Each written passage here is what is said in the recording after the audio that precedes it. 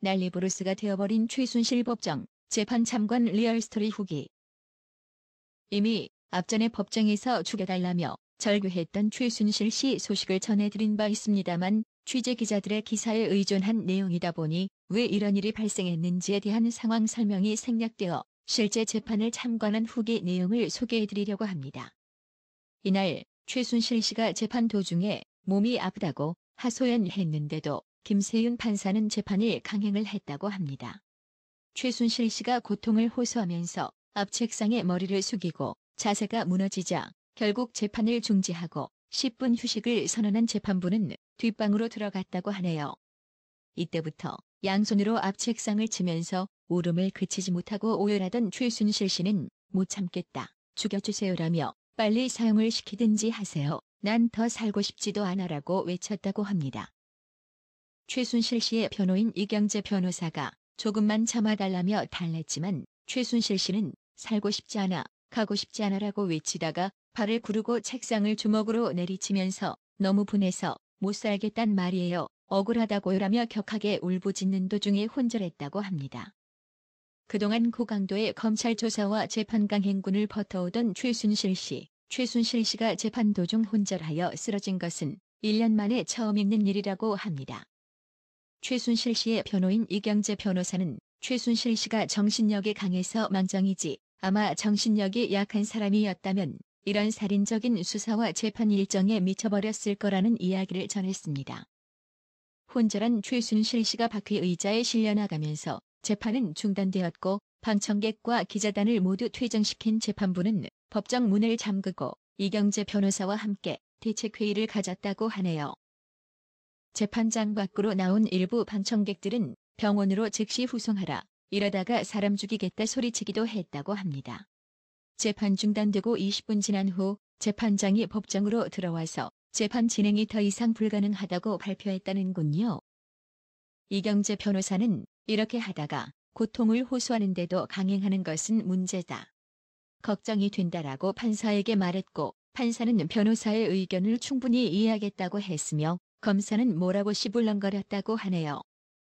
재판장은 오늘 피고인이 없는 재판은 불가하나 일단 오늘 재판 진행된 사항 중에서 해석상 이견 내용을 조율하고 끝내자며 검사와 변호사 쌍방 간의 의견 조율을 하고 나서 재판 종료를 선언했다고 합니다. 박 대통령은 최순실 씨를 미워할까? 우종창 기자가 들려주는 최순실 관련 이야기 영상으로 보세요. 그리고 또 이 재판에서 자, 우리가 볼 때 이제 대통령과 최순실 관계는 소위 최순실 때문에 이 모든 게 벌어졌으니까 대통령께서 최순실을 굉장히 미워하지 않을까, 그렇게 생각하시겠죠. 사실 처음에는 그럴 수도 있다고 생각하고 저희도 사실은 그랬는데 재판 과정을 보면서 정말 최순실 씨가 희생물이라는 생각을 많이 하게 됐어요.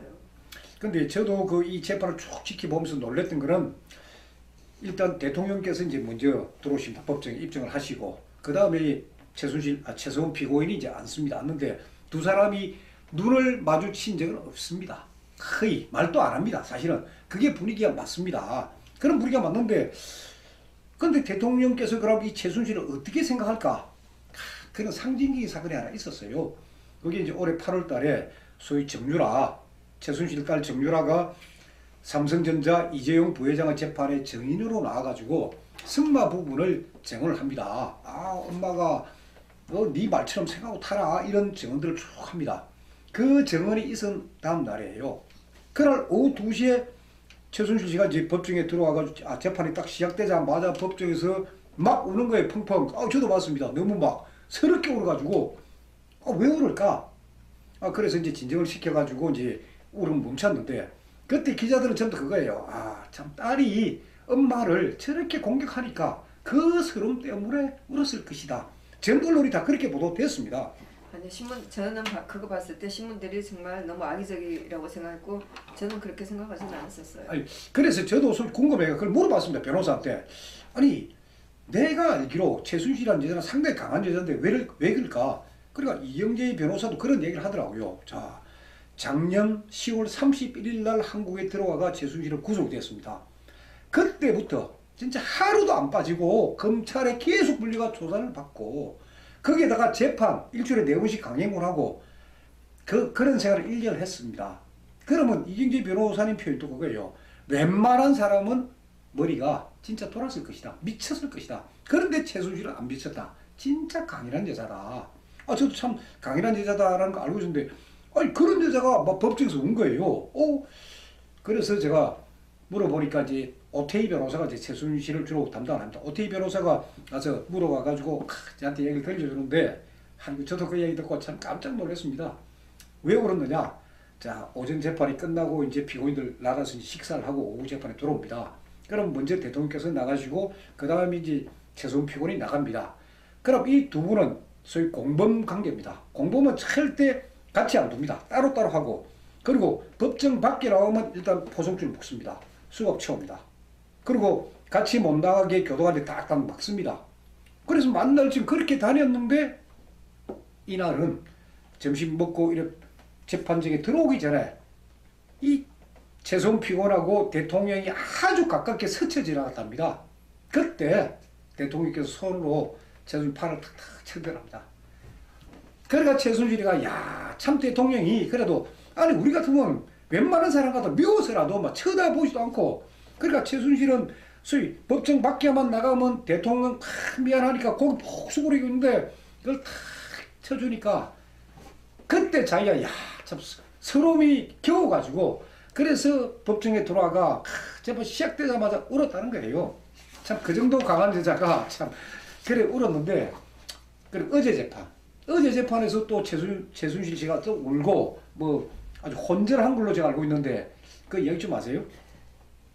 어제 그 최순실 재판이었거든요. 수요일 재판에 들어갔을 때 그때는 뭐 불편했었어요. 그래서 불편하다고 얘기를 했는데 김세현 변호사가 계속 재판을 했었어요. 그런데 휴식 시간 한 30분 정도 준 것 같고요. 쉬고 싶다고 재판을 더 이상 할 수 없다고 이제 재판을 계속 했었어요. 그런데 그 다음날 그렇게 한 것 같아요. 예. 그래서 저도 조금 취재를 해보니까 지금 검찰에서 지금 최순실 씨를 또 압박하고 있는 게 있습니다. 특수활동부예요. 자, 당신하고 대통령은 경제적 소위 말해가 공동지합체니까 그걸 부르라. 그래 최순실 입장에서 나는 솔직히 그건 모른다. 나는 정치인도 아니고 특수활동도 모른다. 그러나 내가 또다시 지금 구치소에 있는 것도 겨우 조금 쉬고 한 판에 또다시 검찰에 불려가 나 조사하기 싫다. 그래 안 가고 있어요. 지금 조사받으러 최순실이 아예 응하지 않으니까. 그러니까 요즘에 많이 나오는 그 특수활동비가 최순실하고 도대체 무슨 전혀 관계 이해가 안 돼요. 없습니다. 뭐든지 최순실이랑 엮으려고 하는 이런 세태가 정말 너무나 원망스럽다는 생각이 들어요. 예. 그렇게 지금 엄청나게 정신적으로 압박을 받고 있는 상태에서 지금 재판 이렇게 가고 하니까 아마 오늘 재판에서 바로 그 얘기를 했다고 합니다.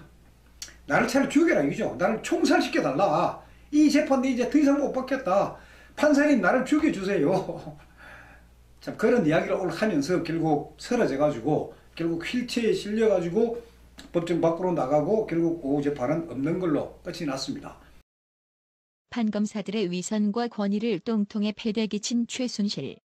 1년여 동안을 국정농단이니 뇌물죄니 하며 탈탈 털어 유죄를 만들려 했지만 이제 겨우 딸내미 정유라가 입학한 이화대학을 상대로 딸에게 강자 논리를 가르쳤다는 이상한 죄명을 만들어 학사농단 구색을 억지로 꿰어 맞췄다.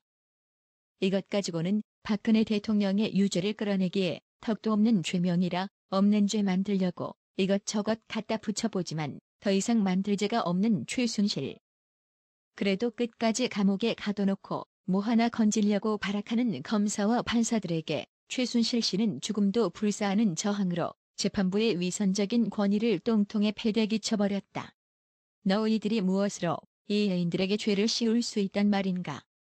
너희들의 위선과 권위는 이미 똥통 속에 들어가 있는 것을 알아라. 김원주님, 조진미님, 장미화님, 조정선님 구독료 후원 진심으로 감사드립니다. 나라의 TV는 보다 더 양질의 컨텐츠를 생산하기 위해 자발적 구독료를 후원 형식으로 받고 있으니 많은 성원 부탁드립니다. 시청해주셔서 감사합니다. 구독은 꼭 눌러주세요.